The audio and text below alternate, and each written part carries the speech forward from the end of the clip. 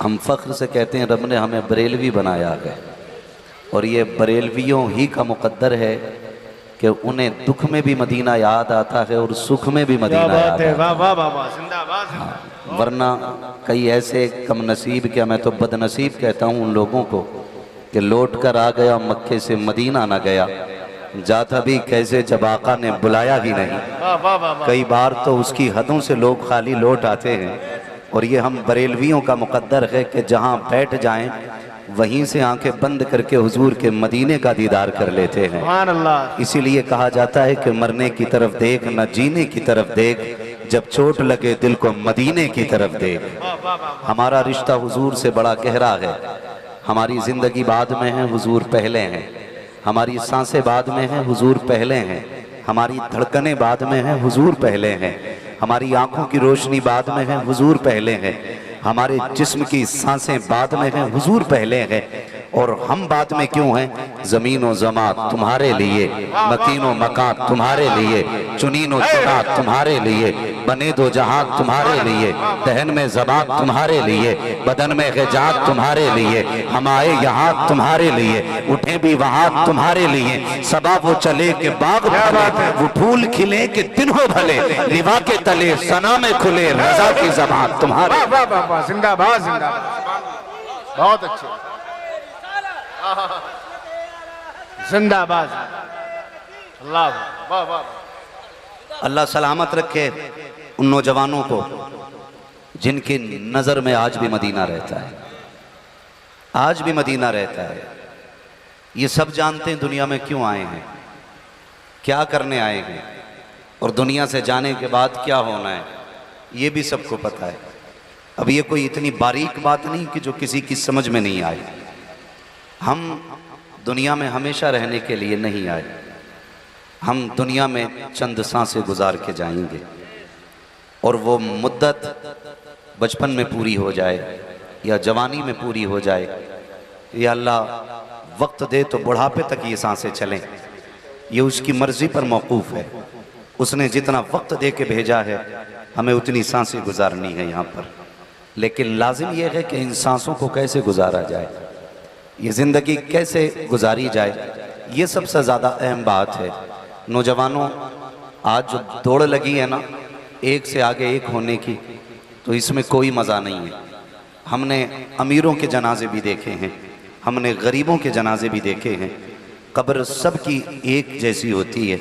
किसी अमीर की कब्र में सोने के तार नहीं लगाए जाते, किसी गरीब को यूं ही गड्ढा खोद के नहीं डाला जाता। हमने जनाजे चलते देखे हैं, अमीरों को भी चार कांधे मिलते हैं, गरीबों को भी चार कांधे मिला करते हैं। मज़ा ये नहीं है कि लोग जनाजे के साथ चलते हों तो लोग हमारी बातें करते हों। मज़ा तो तब है ना जब हमारा जनाजा जाता हो, लोग भले खामोश हों लेकिन हमारे जनाजे बातें करते हों, हमारा कफन बातें करता हो, हमारे जनाजे के साथ चलने वाले लोगों की हसरतें बता दें कि ये जो एक दूसरे से आगे बढ़ रहे हैं ना, कोई कहता यार 1 मिनट मुझे कांधा देने का मौका दे, कोई कहता 2 मिनट कांधा देने का मौका दे। ये सब जानते हैं अमीर को भले कसरत से लोग जनाजे में कांधा देने के लिए आ जाएं, ये दौर बदलता जा रहा है। लोग अब अमीरों के जनाजों में कसरत से आते हैं, गरीब को तो कोई कांधा भी नहीं देना चाहता है। हाँ साहिब, बख्याल ये कीजिएगा, किसी अमीर के जनाजे में अगर ये सोच के आप आए हैं कि प्रधान था, मुखिया था, जमींदार था, तो ये तो आप जानते हैं और दुनिया को ये दिखा रहे हैं कि ये जमींदार का जनाजा है, ये प्रधान का जनाजा है। लेकिन ये किसका जनाजा जा रहा है? अल्लाह की रहमतों से छुपा हुआ नबी है, उसके फरिश्ते भी जान रहे हैं ये किसका जनाजा है। अमीर के जनाजे में भीड़ बदरजे अतमाती है, लेकिन जानते हो उसको कांधा देने में लोग इतना फख्र महसूस नहीं करते जितना गरीब और नेक के जनाजे को कांधा देने में लोग फख्र करते हैं। कई बार तो ऐसा देखा है कि भीड़ तो कसरत से अमीर के जनाजे में, लेकिन कोई कांधा देने के लिए आगे नहीं बढ़ता है। लेकिन कोई ऐसा गरीब कि जो मर फाके से गया हो लेकिन उसकी नमाज कज़ा नहीं होती थी, मरा तो गरीबी की बुनियाद पर है लेकिन कभी उसने हराम के लुक़मे नहीं खाए। ये समाज जानता है, ये फटे लिबास में दुनिया से गया है, लेकिन किसी का पसीना, किसी का खून बहा करके इसने लुकमे नहीं खाए। सबको पता है ये चटनी खाता था लेकिन रब का शुक्र अदा करता था। ऐसे बंदे का जनाजा उठता है तो कारी भी आगे बढ़ के कांधा दे रहा है, आलिम भी आगे बढ़ के कांधा दे रहा है, पीर भी आगे बढ़ के कांधा दे रहा है। आज बताओ तो सही, जिसके जनाजे में चल रहे हो इसे तो पेट भर के खाना तक नहीं मिला, जिसके जनाजे के लिए कंधे के लिए लड़ रहे हो इसे तो आज तक नया कपड़ा पहनना मैसर नहीं हुआ। तो सब ज़बाने हाल से कहेंगे ये तो इसकी ज़ाहिरी हालत थी कि कपड़े फटे पहनता था, लेकिन बातिनी निगाहों से देखो फरिश्ते दुआएं देते जा रहे हैं, रहमतें बरसती जा रही है। इसके जनाजे की बरकत बता रही है कि ये बदकार का नहीं नेकोकार का जनाजा जा रहा है। और बताया गया है जब कोई नेक के जनाजे को पढ़ लेता है अल्लाह उस नेक के सदक़े में हर पढ़ने वाले को भी अपने कर्म से जन्नती बना। नारे तकबीर, नारे रिसालत, उलमाए अहले सुन्नत, नारे तकबीर, नारे रिसालत। वाह वाह वाह, अल्लाह माफ फरमाए। माशाअल्लाह माशाअल्लाह। आज कहते हैं जदीद दौर है, जदीद दौर है। पुरानी सोच से नहीं, नई सोच से रिश्ते होंगे। अब तो मुसलमानों में भी रिश्तों में अंगूठियां पहनाई जा रही हैं, बेगैरती की इंतहा हो गई। एक बेंच पे लड़की और लड़के को बैठाया जाता है, अंगूठियां पहनाई जाती हैं। ओ भाई सुनो तो सही, पूछो इन उलमा से, जब तक निकाह ना हो क्या इसका इस तरह इसको छूना जायज है? मुझे बताया जाए। अमीरों ने कौम को तबाह करके रख दिया, अमीरों की शौक ने कौम का बेड़ा गर्क करके रख दिया है। और जिम्मेदारी उलमा कि मौलवियों से कौम नहीं सुधर रही। मौलवी का काम बताना है, किसी का गला पकड़ के मनवाना मौलवी का काम नहीं है। और कहते मौलवियों ने बेड़ा गर्क कर दिया। बेड़ा मौलवियों ने गर्क नहीं किया है, दिल के पपोले जल उठे सीने के दाग से, इस घर को आग लग गई घर के चिराग से, जरा सी दौलत क्या आ गई बेटी को आम लोगों के सामने ला के बैठा दिया। क्या बात है कि रिश्ता हो रहा है, अंगूठी पहनाई जानी है। जब अंगूठी पहनाई जाती है चंद बेगैरत तालियां बचा देते हैं, रिश्ता पक्का हो गया है। और यार ये बेहयाई को दूर करो, हया वाले कैसे लोग थे तुम रिश्ते में ला करके बेटियों को सबके सामने नंगा कर देते हो। हया वाले ऐसे ऐसे लोग हैं, कितने शादी के कार्ड आते हैं कि बेटियों का नाम तक उन कार्डों पे नहीं होता है। हाँ, दुख्तरे नेक अख्तर लिखने के बाद बाप का नाम डाल दिया जाता है। पूछो कभी इन लोगों से तुमने कार्ड में बेटी का नाम क्यों नहीं डाला? क्या गैरत आती है हमारी बेटी का नाम गैर महरम की नजर में जाए? ये गैरत वाले बाप की गैरत को गवारा नहीं हुआ। वाह वाह वाह, जिंदाबाद, क्या बात है। वाह वाह वाह। मरना नहीं है, हमें मरना नहीं है, लाके खड़ा कर दिया, अंगूठी पहनाई जा रही है। इतना पतला कपड़ा टांगा जाता है कि उस पर्दे की आड़ से सब कुछ नजर आता है। हाँ, सांप छुपते भी नहीं, सामने आते भी नहीं, खूब पर्दा है कि चिलमन में छुपे बैठे हैं। भाई कौन सा तरीका है ये? मुसलमानों का तरीका है?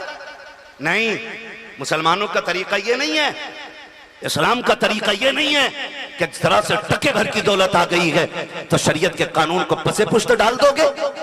ओ भाई, है कोई जो ये कहे कि नहीं मुझे मरने के बाद अपनी मर्जी से जाना गाड़ी में लेट के, मैं पहले नहा लूंगा, मुझे गुस्ल नहीं करना मरने के बाद?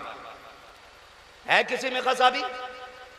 जब तुम रिश्तों के टाइम पे शरीयत को पमाल करते हो तो मुझे बताओ कोई चाहेगा किसी मरने वाले का जनाजा कोई शराबी पढ़ाए? बोले जोर से, चाहेगा कोई? हर बंदा ये चाहता है कोई ऐसा शख्स खड़ा हो मुसल्ले पे आके कि कब्र में जाने से पहले उजालों का इंतजाम हो जाए। हर शख्स की यही ख्वाहिश होती है, यही मकसद भी होता है कि कब्र में जाने से पहले बख्शिश का इंतजाम हो जाए। अगर तू इतना निडर है, तुझे खौफ नहीं है अल्लाह का, तो फिर कह के मर के मेरे जनाजे की नमाज नहीं होनी है। मर कह के कि कोई मेरे जनाजे की नमाज मत पढ़ना, नहीं कह सकते ना, क्योंकि वहां फिर सबको औकात याद आ जाती है, सबको औकात याद आ जाती है। इस तरह रिश्ते करते हैं हम। मेरे भाई सोच तो सही, अल्लाह सलामत रखे इस घराने को जिसने बेटे की शादी पे हुजूर के नाम की महफिल सजाई है। और अल्लाह हमारी कौम के हर जवान को यह फिक्र अता करे कि वो अपने निकाह के मौके पे हुजूर की बातें करे। सुभान अल्लाह। ये हर नौजवान की फिक्र होनी चाहिए। और मैं तो ये सोचता हूँ ये भी एक किस्म का जिहाद है कारी साहब, ये भी एक किस्म का जिहाद है। जबकि दुनिया डांस के डीजे के आगे उसकी थाप पे कूद रही हो, हमारे नौजवान की नस ऑटोमेटिक फड़कने लग जाए डीजे की आवाज सुन के, ऐसे माहौल में निकाह के मौके पे हुजूर का जलसा, कितने लोग बातें करेंगे, कहेंगे एक ही टाइम आता निकाह का, उसमें भी तुमने जलसा कर लिया। आज तो कम से कम खुल के मौज हो जानी चाहिए थी। ओ भाई, निकाह एक बार होता है, फिर मौत भी तो एक ही बार आती है। निकाह तो फिर भी आप एक वक्त में शरीय एतबार से 4 कर सकते हैं, एक वक्त में 4 कर सकते हैं, यके बाद दीगरे तो आप सैकड़ों भी कर सकते हैं। एक वक्त में 4 बीवियों से ज्यादा नहीं रख सकते, लेकिन एक वक्त में 4 जमाना हो इस तरीके से सैकड़ों आप कर सकते हैं। लेकिन मरना एक बार है, मरना एक बार है। जरा समझो तो सही, गौर करो मेरे भाई, बुरा मानने की जरूरत नहीं है। हम ही में से कुछ लोग खड़े हो जाते, कहते हैं छोड़ यार जलसा, डीजे बजा ले। इमाम साहब ने कई जगह पाबंदी लगाई कि अगर डीजे लाए तो 5000 का दंड पड़ेगा। ऐसे ऐसे बेगैरत 5000 पहले देके कह रहे डीजे बजाने दो। 5000 ले लो हमसे, लेकिन डीजे बजाने दो। 5000 दे दिए, डीजे बजाया, क्या खरीदा तुमने? जहन्नम। गुनाह खरीदा आपने, और डंके की चोट पे अल्लाह वालों के सामने सीना तान के तुमने कहा कि डीजे बजेगा, भले 5000 पहले ले लो, और लोगों में बातें भी देखा, बजवा दिया, भले 5000 दिए। ये हमारी कौम की कंडीशन है। सोचो तो सही, क्या हमें हक है अल्लाह और उसके रसूल की नाफरमानी का? गुंजाइश है कुछ? अगर हो तो ला के बताओ, मौलवी सबसे पहले बजाएगा। अकली दलील कोई लेके आ जाओ भाई, कुछ तो लेके आओ। फिर कहते हैं मौलाना 4 महीने हुए निकाह को, बस तलाक का नंबर है, दुआ कर दी। आना फिर भी मौलवी के पास ही, पलट के फिर मौलवी के पास आ रहा तलाक। और मैं ऐसे नंगों को भी जानता हूं जिन्होंने बेटों की शादी पे 1.5 लाख का डीजे किया, और शाम को नाचने वाले 5000 के लिए अगले दिन सुबह में दरवाजे पे खड़े थे। ये बेगैरती है। कर्जा करके हम गुनाह मोल लेते, कर्जा करके गुनाह लेते। बताओ, शादी के कार्ड छपते हैं? बोले छपते हो तो बोल देना, तो कोई मसला ही नहीं। छपते हैं कि नहीं शादी कार्ड? दावतनामे आगे वाले बोले छपते हैं, फिर उस पे नाम भी लिखे जाते हैं ना सबके। क्यों? दावत दी जाती है। उनके छापने का मकसद ही ये होता है कि मेरे घर फला शख्स आए जिसका नाम मैं इस कार्ड में डाल रहा हूं। अच्छा, लोग जब लिस्ट बनाते हैं तो एक एक बंदे का नाम ढूंढ ढूंढ के डाला जाता है। 4 दोस्त होते हैं, और दोस्त अच्छे भी होते हैं, बुरे भी हो सकते हैं। ये भी हो सकते हैं छोड़ यार कहां जलसा करा रहा है, आज डीजे बजा। वो कहता नहीं मौलवी साहब सख्त हैं, तो कह रहा पैसे मैं दे दूंगा। डीजे बज गया, अब्बा से कहा क्यों बजा तेरे घर? कह रहा बच्चे नहीं माने। अच्छा आप ये बताइए, रिश्ता बाप की मर्जी से हुआ है कि अपनी मर्जी से? बोले बाप की मर्जी से हुआ ना। वहां तो बेटा मान गया था, डीजे में बेटा क्यों नहीं माना? पता चला अब्बा की तरफ से भी ढील थी।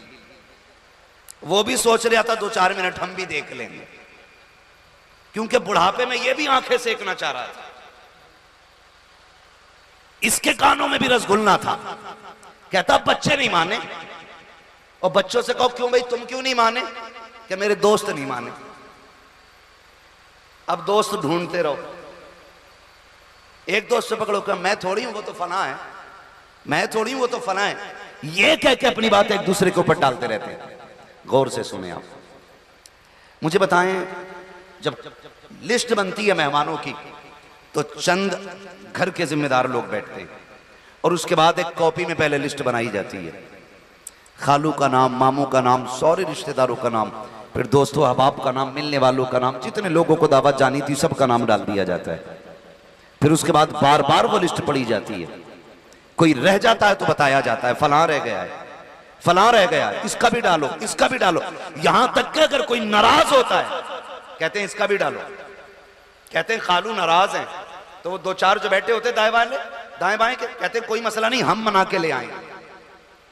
फिर भी जबरदस्ती उनका नाम पड़ जाता है कि राजी किया जाएगा, बेटे की शादी है यार, चला जाएगा तो तेरी नाक थोड़ी कट जाएगी। कहा ठीक है लिख दो नाम। मैं आपसे पूछना चाहता हूं, आपने सैकड़ों लिस्टें देखी होंगी दावत वालों की जिनको आप बुलाना चाहते हैं, मुझे बताएगा क्या किसी की शादी की लिस्ट में सबसे ऊपर मदीने वाले का भी नाम लिखा गया था? क्या किसी ने अपने मेहमानों की लिस्ट में हुजूर का नाम लिखा के नहीं? आप कहेंगे हुजूर का नाम कैसे लिखा जाना है, आका को कैसे बुलाया जाएगा? मुझे बता तो सके, तूने रिश्तेदारों को कैसे बुलाया? का सीधी सी बात है, जिसको बुलाना था मैंने कार्ड भेज दिया, वो चला आया। मैंने कहा जो नाराज था का उसको जाके मना लिया। मैंने कहा फिर हुजूर को क्यों नहीं बुलाया? कि हुजूर को कैसे बुलाया जाना है? मैंने कहा जैसे तूने खालू के नाम कार्ड लिखा था, नाना के नाम कार्ड लिखा, एक कार्ड मदीने वाले का नाम का होना चाहिए था, मेरे मुस्तफा के नाम का कार्ड होना चाहिए था। का उनको कैसे दावत देनी है? मैंने कहा तूने समझा नहीं है, तूने खालू को बुलाने के लिए खानदान वालों का सहारा लिया, रिश्तेदार जो रूठे हुए थे उनको मनाने के लिए जिम्मेदारों का सहारा लिया। अगर हुजूर को बुलाना चाहता था तो छोटी सी बात थी, एक कार्ड हुजूर के नाम लिखता और हुजूर को बुलाने के लिए एक ऐसी महफिल सजा के बैठ जाता। खुदा की कसम ये सारे रिश्तेदार बाद में आते, मदीने वाला तेरी शादी में पहले आके चला। नारे तकबीर, नारे रिसालत, सुन्नते मुस्तफा कॉन्फ्रेंस, उलमाए अहले सुन्नत, मसलके आला हजरत, नारे तकबीर, नारे रिसालत। जिसे राजी करना था उसे नाराज कर बैठे, डीजे लगा के, गाने बजा के। दादी भी खटिया पे पड़ी है, चला नहीं जाता, क्या नमाज पढ़ ले, करी घुटने काम नहीं करते। और जब रस्म होती है ढोलक की तो 4-5 नालियां तो ऐसे कूद जाती है जैसे 18 साल का जवान कूद गया। हाँ, और गीत चलते हो ना, गीत हटेगी नहीं। इशा पढ़ लेकर के टिपता ही नहीं, इसकी आंखें काम छोड़ जाती है, इशाबाद हाथ पैर काम छोड़ जाते। मेरी मां, मेरी बहन, मेरी बेटी, कान खोल के सुन, मरने के बाद कोई और काम नहीं आना है, सिर्फ आमीना का लाल काम आना है, सिर्फ हुजूर काम आएंगे और कोई काम नहीं आएगा, कोई बचाने वाला नहीं होगा। जिसे राजी करना था उसे नाराज कर बैठे डीजे लगा के। मुझे बताओ तो सही, गाने बजाओगे तो हुजूर आएंगे? बोले हैं, जोर से बोले हैं, आएंगे हुजूर? डीजे बजेगा तो आएंगे हुजूर, डांस होगा तो आएंगे हुजूर, और हुजूर की महफिल सजी होगी तो आएंगे हुजूर। सुना है आप हर आशिक के घर तशरीफ लाते हैं, मेरे घर में भी हो जाए चरागा, चरागा, थोड़ा जिंदा दिली के साथ, चरागा या रसूल अल्लाह। ओ भाई, इन गानों ने ना हमें हुजूर से दूर कर दिया, इन तमाशों ने ना हमें हुजूर से दूर कर दिया। और जो चीज हुजूर से दूर कर दे, मुसलमानों को उसके करीब रहना चाहिए। सारे बोले हैं नहीं रहना चाहिए ना, नहीं रहना चाहिए ना, फिर क्या करना चाहिए? तो सुने, ख्वाजा बाबा फरीदगंज शकर रहमतुल्लाह तआला बड़े पाए के बुजुर्ग। आज मैं बड़ा खुशनसीब महसूस कर रहा हूं अपने आप को, क्योंकि मैं उस जमीन पे बैठ के बात कर रहा हूं जिस जमीन पे आला हजरत के शहजादे ने कदम रखे हैं, जिस जमीन पर सरकार मुफ्ती आजम हिंद ने कदम रखे। सुभान अल्लाह, सुभान अल्लाह। और आपके इलाके में सरकार मुफ्ती आजम हिंद आए हैं, उसकी बरकतें आप मस्जिद में जाएं तो महसूस करेंगे। मस्जिद का नाम भी नूरी मस्जिद है। अल्लाह इस बस्ती को सलामत रखे, इन नौजवानों को सलामत रखे। अल्लाह वालों से मोहब्बतें करना ये बरेलवियों की पहचान है, ये बरेलवियों की पहचान है। कह रहे आप गौस का दामन नहीं छोड़ेंगे, मसलक के आला हज़रत जिंदाबाद, शर्ट फाड़ दी नारा लगाते लगाते। और जब डीजे में नाचना शुरू किया ना तो 1.5 घंटा कूदा पूरा। फिर पूछो कौन हो? बरेलवी हो,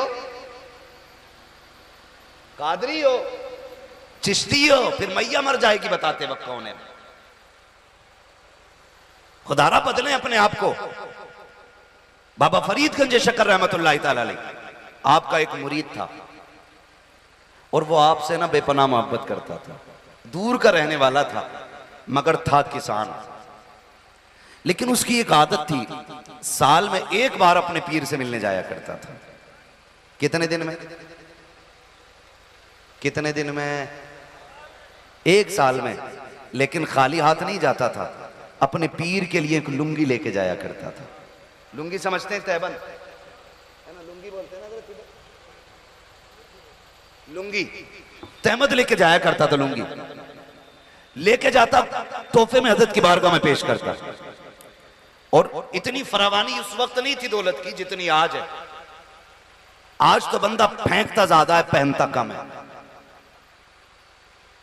अल्लाह माफ करे, हमारी कौम को एक शौक उठाए, सिर्फ खाना खाने का शौक।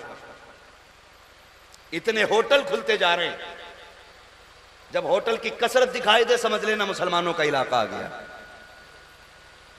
सबसे कम होती जा रही है किताबों की दुकानें, दरसगाहें, खानकाहों के निजाम, बेशक ये खत्म होते जा रहे हैं, होटल खुलते जा रहे हैं। गाड़ी में बैठे चाबी लगाई, किधर जा रहे थे? होटल में। किधर जा रहे थे? होटल में। यही काम रह गया हम लोगों को, होटल जा रहे हैं। मेरी कौम के नौजवानों, कान खोल के सुनो, बात पड़ जाएगी अगर मैं इस मौजू पे बात करूं तो। बस मैं जरूरी बात आपको समझाना चाहता हूं। जो गाना बजाने वाले बहुत गौर से मेरी बात सुने। साल में एक बार आता, पीर साहब के लिए लुंगी लेके आता, लेकिन वो पीर भी अल्लाह वाले थे, लालची नहीं थे। 6 माह की, 6 माह की, सालाना, तिमाहा, ऐसा पीर नहीं था। उस वक्त का माहौल इतना अच्छा था कि लोग पीरों को तलाश करते थे। आज पीर मुरीदों को तलाश करते हैं। जैसे शिकारी शिकार तलाश करता है ना, ऐसे पीर मुरीद ढूंढते फिर रहे, पकड़ पकड़ के पूछ रहे किसी का हो गया कि नहीं। कहा नहीं तो कहा फिर मेरा ही हो जा। उठने का मौका नहीं दे रहा महफिल में से। सही है। कह रहा बैठा रहे और रुमाल पकड़ ले। इतना डरा दिया जाता है कि मजबूरी में सोचता अगर ऐसे ही उठ गया तो लगता कि रात को सांप ना काट ले। ये कंडीशन है। पहले लोग वो होते थे जो पीर तलाश करते थे, अपने गुनाहों का एहसास होता था, तब कहते थे अल्लाह वाला मिल जाए। अल्लाह की बारगाह तक पहुंचना चाहते थे, तब अल्लाह वाले को तलाश करते थे। अपनी जिंदगी और आखिरत को संवारना चाहते थे, तब अल्लाह वाले को तलाश किया जाता था। आज बैंक का निजाम संवारना होता है तो मुरीद तलाश किए जाते हैं, चंदा बढ़ाना होता है तब मुरीद तलाश किए जाते हैं, क्वांटिटी मुरीद की बढ़ानी होती है तब मुरीद तलाश किए जाते हैं। अल्लाह वाले वो नहीं होते हैं जो लोगों को तलाश करते हैं, अल्लाह वाले वो होते हैं जिन्हें दुनिया तलाश किया करती है। अल्लाह वाले वो नहीं होते जो दुनिया के पीछे भागते हैं, अल्लाह वाले वो होते हैं जिनके पीछे दुनिया भागा करती है। अगर तुमने ना देखा हो तो आज मैं बताना चाहता हूँ, ज़माने ने देखा है ताजुल शरिया जिन गलियों से गुजरते थे, कोई बताए ना बताए रब की रहमतें बताती थी, अल्लाह वाला गुजर के जा रहा है, बिना बताए आशिकों का हुजूम लग जाया। नारे तकबीर, नारे रिसालत, नारे रिसालत, मसलके आला हजरत, बस्ती बस्ती करिया करिया, बस्ती बस्ती करिया करिया, इल्म का सूरज फैज का दरिया। नारे तकबीर, नारे रिसालत। वाह वाह वाह वाह। 8 दिन मुरीद के हुजरे में से नहीं निकल रहा है। मुरीद के कमरे में ऐसा बंद हुआ कि निकलता ही नहीं बाहर। क्या मस्जिद में चला जा तो कह रहा मदीने में पढ़ के आया हूं नमाज। बेगैरत कहीं के, रोटी हिंदुस्तान में खा रहा है, नमाज तेरी मदीने में हो रही है। वहीं खाना क्यों नहीं खा के आता? बाहर मस्जिद में हजरत इसलिए नहीं जाता, मौलवी ने पकड़ लिया तो कलमा भी याद नहीं है इसे, कलमा भी याद नहीं। कलमा सुन लो तो कह रहा हम तो फकीर हैं। फकीर नहीं है तू, जानवर है, गधा गधा जिसे कलमा तक नहीं आता। वो भाई ऐसे लोगों से बचे। अल्लाह वाले सरकार मुफ्ती आजम इन सफर में जा रहे, मुरीद साथ में थे। एम्बेसडर कार थी उस वक्त में, बहुत पुरानी गाड़ी, एम्बेसडर बोलते हैं क्या, एम्बेसडर ऐसी कुछ, एम्बेसडर ही बोलते हैं। वो गाड़ी थी। आप उतरे गाड़ी से क़यामगाह पे पहुंच गए। आपके साथ जो थे कारी साहब, आपने पूछा वो कहाँ हैं, तो वो पीछे रह गए। पूछा वो पीछे कैसे रह गए? कहा हुजूर उनकी उंगली में चोट लग गई है। चोट कैसे लगी? तो गाड़ी की खिड़की बंद की ना, तो वो तो देसी गाड़ी थी, झाड़ से मारी तो उंगली दब गई और ये उंगली बिल्कुल पिस गई। मुफ्ती आजम के पास आए, हुजूर उंगली पिस गई है। आपने यूं पकड़ा, दम किया, कहते हैं ऐसे ही हो गई जैसे पहले थी। सुभान अल्लाह, सुभान अल्लाह। ये बातें अल्लाह वालों की होती हैं। आज पूरा पीर सूख जाता फूंक फूंक के, फर्क ही नहीं पड़ता, फर्क ही नहीं पड़ता। तो ऐसे अल्लाह वाले नहीं, वो साल में एक बार जाता मिलने के लिए, लुंगी लेके जाता, बाबा फरीद से मुलाकात करता, वापस आ जाता। अल्लाह अकबर, एक साल वो नहीं आया। बाबा फरीद परेशान हो गए, लुंगी के लिए नहीं, मुरीद के लिए, मुरीद के लिए परेशान हो गए। वो आया अगले साल तो 2 लुंगी लेके आया, एक पिछले साल की और एक इस साल की। 2 साल में पहुंचा था, लुंगी लेकर के आया, बाबा फरीद की बारगाह में जाके पेश कर दी। हजरत ये 2 लुंगी लेकर के आया हूं, एक इस साल की है और एक गुज़श्ता साल की है। बाबा फरीद उसकी तरफ निगाह उठा के कहते हैं, यार बताना पिछली बार क्यों नहीं आया था? कहता हुजूर इस बार तंगी बढ़ गई थी, लुंगी नहीं खरीद पाया, इस वजह से सरकार में नहीं आ पाया था, खाली हाथ आने की हिम्मत नहीं होती थी, इसलिए मैं नहीं आया, क्योंकि लुंगी खरीदने के पैसे नहीं थे और मैं खाली हाथ नहीं आना चाहता था। बाबा फरीद ने लुंगी ली, उनमें आग लगा दी। जब आग लगी तो वो तड़प गया, हुजूर कीमती लुंगी है, अच्छी लुंगी है, सरकार बताएं पसंद नहीं आई क्या? फरमाने लगे नहीं, बात ये नहीं है। कहा हुजूर फिर आग क्यों लगा दी? फरमाने लगे तू नहीं समझा, तू लुंगी की वजह से पिछले साल नहीं आया। कहते मैंने आग इसलिए लगाई है, जो चीज यार को यार से दूर कर दे ऐसी चीज को आग लगा देनी चाहिए। जो चीज महबूब को मुहीब से दूर कर दे उस चीज को आग लगा दो। तो नौजवानों, अगर लुंगी की वजह से मुरीद बाबा फरीद से दूर हुआ, बाबा फरीद ने आग लगा दी, आज तुम डीजे की वजह से मुस्तफा से दूर हो रहे हो, ऐसे डीजों को आग लगा दो जो मुस्तफा से दूर कर रहे हैं, ऐसे गानों को आग लगा दो जो मुस्तफा से दूर कर रहे हैं, ऐसी महफिलों को आग लगा दो जो मुस्तफा से दूर कर रहे हैं। उन महफिलों को सजाओ कि तुम मदीने जाओ ना जाओ, मदीने वाला चल के तुम्हारे शहर में आ जाए। नारे तकबीर, नारे रिसालत, सुभान अल्लाह, सुभान अल्लाह, जिंदाबाद, जिंदाबाद। करेंगे इंशाअल्लाह। शादी पे हुजूर की महफिल सजेगी इंशाअल्लाह, सारे बोले इंशाअल्लाह। जब महफिल सुन्नत हुजूर की है तो फिर बातें भी हुजूर की होनी चाहिए। निकाह किसकी सुन्नत है? जोर से, हुजूर की सुन्नत है। तो बातें फिर किसकी होनी चाहिए? हुजूर की होनी चाहिए। मैं बड़ी से बड़ी कसम उठा के ये बात कह सकता हूं कि दुनिया में कोई किसी के लिए इतना नहीं रोया जितना मेरा नबी अपनी उम्मत के लिए रोया है। आज उम्मत का इतना भी फर्ज नहीं बनता, उसे इतना भी हक नहीं आज उम्मत को कम से कम खुशी में हुजूर की बातें कर लिया करे। आज इतना भी ख्याल हमें नहीं आता कितना रोए हुजूर उम्मत के लिए। उनके अबू बकर तो जन्नती हैं, उनके उमर भी जन्नती हैं, उनके उस्मान भी जन्नती हैं, उनके अली भी जन्नती हैं, हाँ उनके तमाम सहाबा जन्नती हैं। फिर हुजूर किसके लिए रोते थे? या तो तेरे लिए रोते हैं या फिर मेरे लिए रोते हैं। मुझे बताया जाए। अल्लाह। हाँ, हजरत आयशा सिद्दीक़ा ने जब हुजूर को कमज़ोरी की हालत में देखकर रो के कहा था, इस उम्मत ने मेरे महबूब को कमज़ोर कर दिया है। वो भाई, हम गुनाहगारों के गुनाहों को याद करके हुजूर रोए। कितना प्यार हुजूर हमसे करते। सुने ज़रा, जिब्रील आए, महबूब के सामने बातें कर रहे हैं। आका, मैं जहन्नम देख के आया और मैंने जहन्नम में लोगों को देखा। महबूब का अगला सवाल था, जिब्रील किस किस की उम्मत देख के आए हो? तो जिब्रील ने कहा था, या रसूल अल्लाह, मैंने फ़लाँ नबी की उम्मत को जहन्नम में देखा, फ़लाँ नबी की उम्मत को जहन्नम में देखा, फ़लाँ नबी की उम्मत को जहन्नम में देखा। जब बात नबी पे आ गई ना तो जिब्रील रुक गए। फिर जिब्रील रुक गए। जब जिब्रील रुके ना तो मेरे नबी ने फरमाया, जिब्रील आगे बोलो ना, आगे बोलो ना, क्या तुमने मेरी उम्मत को भी जहन्नम में देखा है? तवज्जो है ना आप लोगों की? क्या तुमने मेरी उम्मत को भी जहन्नम में देखा? जिब्रील बोल नहीं पाए, चुप हैं। क्यों? जानते मेरा महबूब अपनी उम्मत से सबसे ज्यादा प्यार करता है, सबसे ज्यादा मेरे नबी अपनी उम्मत से प्यार करते हैं। अगर मैं हुजूर के सामने उम्मत का तज़किरा करूंगा ना, महबूब रो देंगे, महबूब रो देंगे। और जिब्रील इसलिए नहीं बोल रहे थे कि महबूब के आंसू गवारा नहीं है रब को, इसलिए जिब्रील चुप है। महबूब फरमाते हैं, जिब्रील बोलो ना, मेरी उम्मत को भी देखा। एक ठंडी सांस लेके कहने लगे, या रसूल अल्लाह, मैंने आपकी उम्मत को भी जहन्नम में देखा है। बस इतना सुनना था। हुजूर उठे और उठने के बाद ना फिर चले। मदीने वाले बताते 3 दिन तक फिर महबूब का पता ना लगा। 3 दिन तक मदीने शरीफ में हुजूर का पता ना लगा। बुरा ना मानिएगा, घर का एक जिम्मेदार चला जाता है ना तो घर वीराना हो जाता है। माँ बाप बाहर चले जाएं शादी में, बच्चे फोन करके कहते हैं अब्बा कब आओगे, घर वीराना लगता है। माँ ना हो ना घर में कितनी बड़ी भीड़ क्यों ना हो, बच्चों का माँ के बगैर जी नहीं लगता है।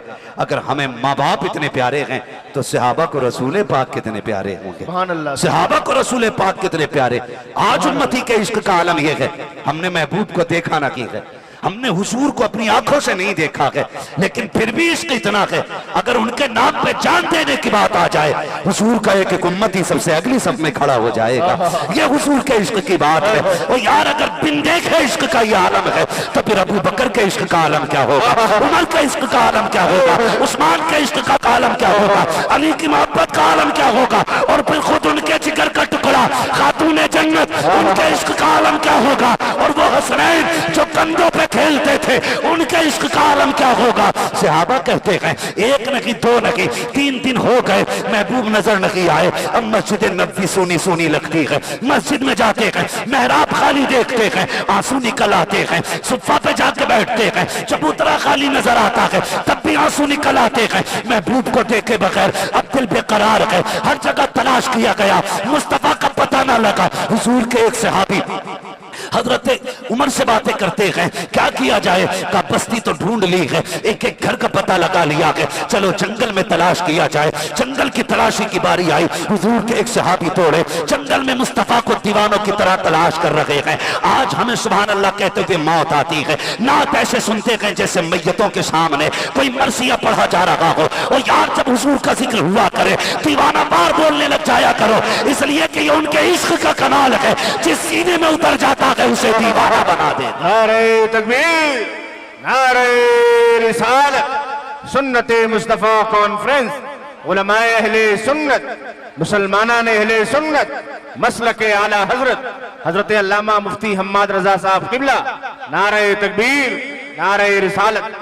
सुने जरा कान खोल करके, डीजे बजाते हो तुम्हारी मर्जी है, क्या करना है तुम जानो, हदें तोड़नी है शरीयत की या कायम रखनी है, ये फैसला खुद करके जाइएगा। हम ख्वाब में आके आपको नहीं समझाएंगे, आपकी शादी में आके कलाई नहीं पकड़ी जाएगी, आपको रोड पे जलील नहीं किया जाएगा, आपको चौक में खड़ा करके जूता नहीं मारा जाएगा। सिर्फ बताने के लिए आए हैं ताकि मेरे नबी का पैगाम एक एक बंदे के सीने तक पहुंच जाना चाहिए। अल्लाह अकबर, कान खोल करके सुनना। वो सहाबी जंगल की तरफ गए, मुस्तफा को तलाश कर रहे हैं। एक चरवाहे से जाके पूछा, बता यार तूने मेरे महबूब को देखा हो तो बता तो सकी। उसने कहा कौन तुम्हारा महबूब है, मैं तो नहीं जानता हूँ, कुछ पहचान हो तो बता। अब गुलाम की पहचान देखें कैसे बयान कर रहा है। कहता जब मेरे महबूब चलते हैं तो रहमतें बरसा करती है, वो बोलते हैं तो लबों से फूल झड़ा करते हैं, निकाहें उठती है तो मुर्दों को जिंदगी मिल जाती है, तो लफ्ज बोल देते हैं तकदीर बन जाया करती है। अदाएं चलने की देखो, कुरान की आयतें बन जाती हैं, वो लेट जाता है तो कुरान की तफसीर बन जाती है। ऐसे को देखा है का मैंने तो नहीं देखा, लेकिन अलबत्ता इतना पता है आज 3 दिन हो गए हैं इसी जमीन पे बकरी चराने आता हूँ। वो जो सामने वाली गार देख रहे हो उसमें कोई शख्स रो रहा है और इस दर्द के साथ रोता है कि उसकी आवाज सुनने के बाद मेरी बकरियां चरना छोड़ देती हैं। लेकिन हैरत की बात है जब तक वो रोया करता है मेरी बकरियां उसके साथ आंसू बहाया करती है। ताज्जुब ये होता है न खाती है न पीती है, लेकिन दूध रोजाना से ज्यादा दिया करती है, हर दिन से ज्यादा दूध देती है। सहाबी समझ जाते हैं हो ना हो ये मेरे महबूब का पता होगा। दौड़ करके गार के अंदर गए, मेरे नबी को जाकर देखा सजदे में सर कर रोते जा रहे हैं, रब्बे हबली उम्मती, रब्बे हबली उम्मती, ये सदाएं दे रहे हैं। आका करीम की बारगाह से उठे, उल्टे पैर तो पहुंचोड़े। अबू बकर मुस्तफा का पता मिल गया है, उमर मुस्तफा का पता मिल गया है। जब सहाबा इकराम को पता चला कि आका करीम का पता मिल गया है, सारे बेकरार होकर के गार की तरफ आए हैं। आका करीम की बारगाह में सिद्दीक अकबर भी खड़े हैं, फारूक आजम भी खड़े हैं, बड़े बड़े सहाबा खड़े हैं। महबूब लौट चले, आपके बगैर मस्जिद सुनी सुनी लगती है, आपके बगैर गलियां अच्छी नहीं लगती है। मेरे महबूब चले तो सही, आपके तसव्वुर के बगैर जीना मुश्किल हो गया है। मेरे नबी ने कहा था वापस नहीं जाना है, आज मुझे उम्मत का ख्याल आ गया है, उस वक्त तक वापस नहीं जाऊंगा जब तक उम्मत के हक में कोई हतमी फैसला नहीं हो जाता है। इसलिए मेरे आका करीम ने गार से बाहर निकलने से इनकार कर दिया है। अल्लाह वक्त पर बातें हो रही है, सोच रहे हैं कैसे आका करीम को मनाया जाए, कैसे सरकार को उठाया जाए। जब ये बातें होती रही, आखिरकार किसी ने मशवरा दिया, बल्कि किसी ने क्या, सबसे आगे बढ़े सलमान फारसी, कहते हैं अगर हुजूर को मनाना है तो फिर देर ना करो, कोई जाके इनकी शहजादी खातून जन्नत फातिमा ज़हरा को बुला लाए। जब वो आ जाएंगी, फातिमा वो है जिनकी ना खुदा ने डाली है और ना कभी मुस्तफा ने डाली।